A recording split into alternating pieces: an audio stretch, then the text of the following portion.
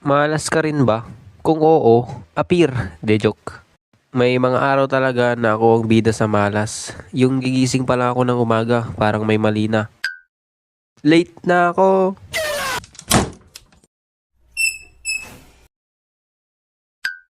Eh, walang tubig.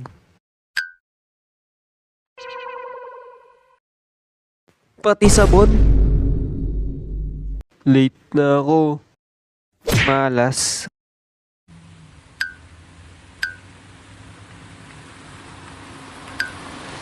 Eh, malas.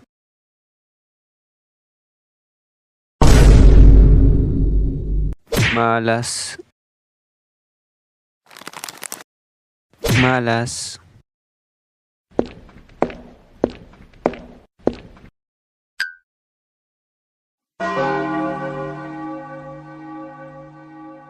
Malas. Malas.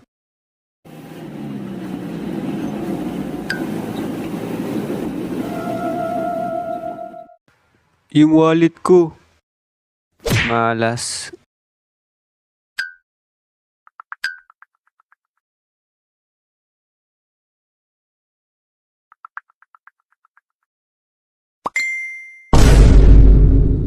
Emotional damage! Malas. Hindi ko alam kung may kasalanan ba ako sa multo kagabi o baka naman kinulam ako sa panaginip kaya ako minamalas. Anyways, dahil malas ako, share ko lang sa inyo yung hindi ko makakalimutan na malas experience ko. Nangyari to nung first year college ako, last week na yon ang pasok namin bago magbakasyon. At tuwing last week, merong ibibigay sa aming clearance na kailangan mapirmahan ng mga instructor bago mag-end ng school year. Parang sa high school din. Alam naman natin na kailangan mapirmahan lahat yon. At sa college, requirement din yun para maka-enroll next sem. So, kailangan kong pumunta ng school. At doon magsisimula mga kamalasan ko.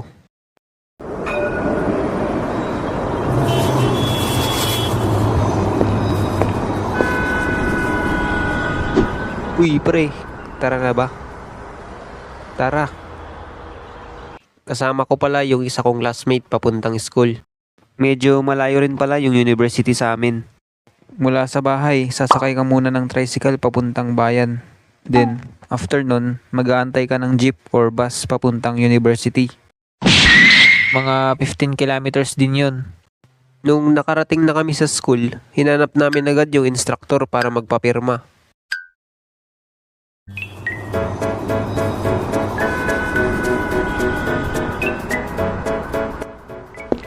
Hirap naman hanapin ni sir. Oo nga eh.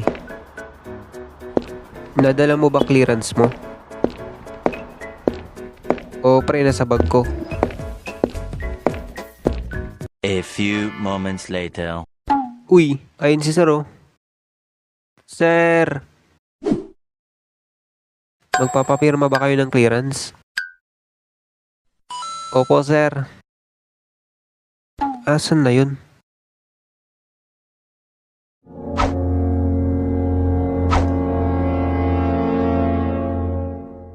Huwag mong sabihing unang malas, naiwan ko yung clearance ko. Pre, yung sayo. Naiwan ko pre.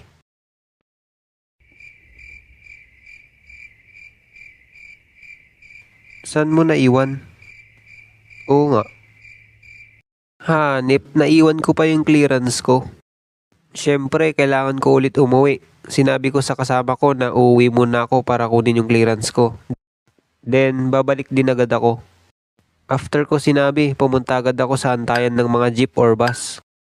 Pangalawang malas ko, wala man lang dumaan ni isang sasakyan. Asad na kayo! Halos 30 minutes akong nagantay doon. Sobrang init pa kasi tanghaling tapat na nung time na yon. After ko makarating sa bayan, buti na lang may nasakyan ako agad na tricycle papuntang bahay.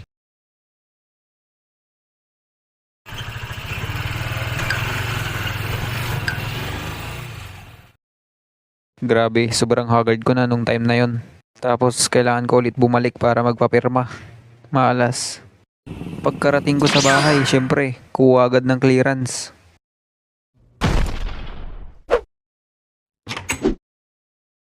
Tapos, babiyahe ulit. Pagkarating ko sa school, hinanap ko kaagad yung instructor namin.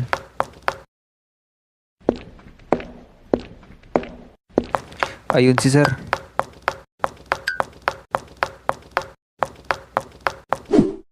Sir, papirma pong clearance. Sorry nak, may meeting kasi kami ngayon. Next week na lang ako magpipirma ng clearance.